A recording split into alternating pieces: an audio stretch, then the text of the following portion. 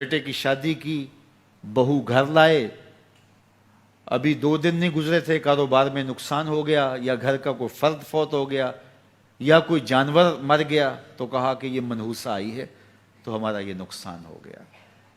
اگر وہ نہ آئی ہوتی تو پھر یہ نقصان نہ ہوتا، پھر تم قیامت تک جینا تھا، یا اس سے قبل تمہارے کبھی نقصان نہیں ہوئے۔ تمہارے گھر کے اندر بیٹیاں موجود ہیں، یہ بھی کل کسی کی بہو بنیں گے، اور ان کا بھی کوئی نقصان ہو سکتا ہے، یہ بھی منحوسہ قرار دی جا سکتی ہے۔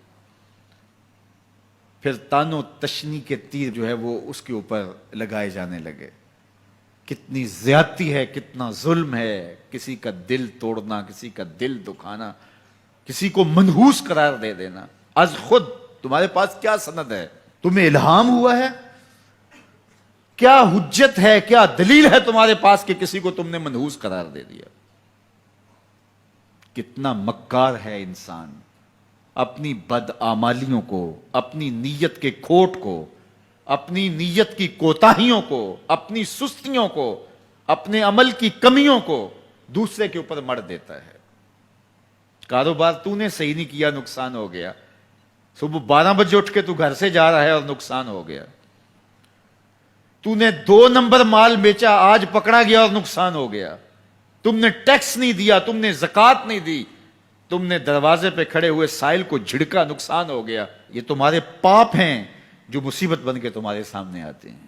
یہ تمہاری بے تدبیریاں ہیں، تمہاری ناحکمتیاں ہیں، یہ تمہاری بے احتیاطیاں ہیں، یہ تمہارا تکبر ہے، یہ تمہارا غرور ہے، یہ تمہارا عجب ہے، یہ تمہاری ریاکاری ہے، یہ تمہاری خیانت ہے، یہ تمہاری دھوکہ بازی ہے، یہ تمہارے قلب کے اندر چھپی ہوئی نفرت ہے، جو آج تمہیں مصیبت بن کے جس کا سامنا کرنا پڑ رہا ہے۔ یہ تمہارے اندر کے عیب ہیں جو مجسم ہو کے تمہارے سامنے آئے ہیں۔ اللہ تعالیٰ نے قرآن مجید میں ارشاد فرمایا وَمَا أَصَابَكُم مِّن مُّصِيبَةٍ فَبِمَا كَسَبَتْ أَيْدِيكُمْ، جو تمہارے اوپر مصیبت آتی ہے وہ تمہاری اپنی کرتوتوں کی وجہ سے آتی ہے۔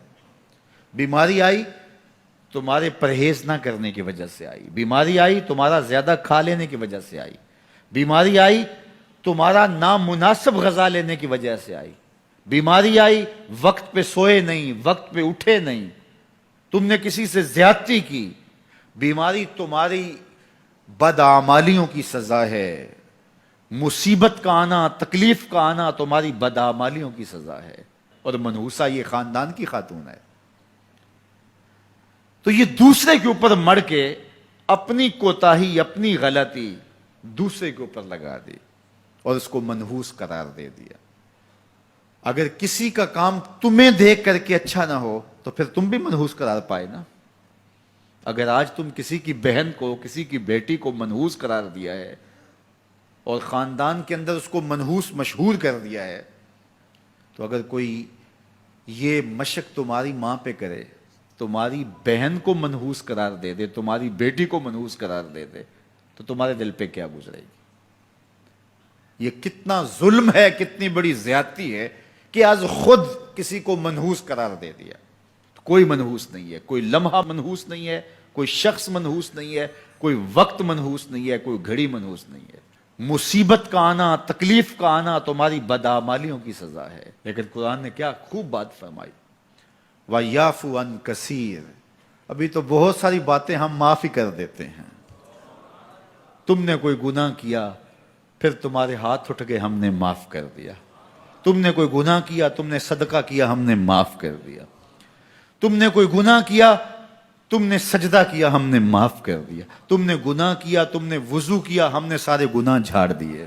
تو کچھ اعمال ایسے ہیں کہ جن کی سزا بھگتنی پڑتی ہے لازمی، لیکن زیادہ عمل ایسے ہیں اللہ فرماتا ہم زیادہ یوں ہی معاف کر دیتے ہیں، اور اگر ہم سارے معاف نہ کریں تم چل ہی نہ سکو، زندگی تمہاری گزرے ہی نہ، اتنی مصیبتیں تمہارے اوپر ٹوٹ پڑیں، لیکن تم وہ منحوسہ کو قرار دے کے اپنے اوپر سے ٹال رہے ہو۔ فلاں منحوسہ اس لیے سب کچھ ہو رہا ہے، فلاں نے تعویذ ڈال دی اس لیے سب کچھ ہو رہا ہے، بلی راستہ کاٹ کی تھی، یہ مصیبتیں ساری اس لیے آئی ہیں۔ یہ تمہارے اندر کے عیب ہیں جو مجسم ہو کے تمہارے سامنے آئے ہیں۔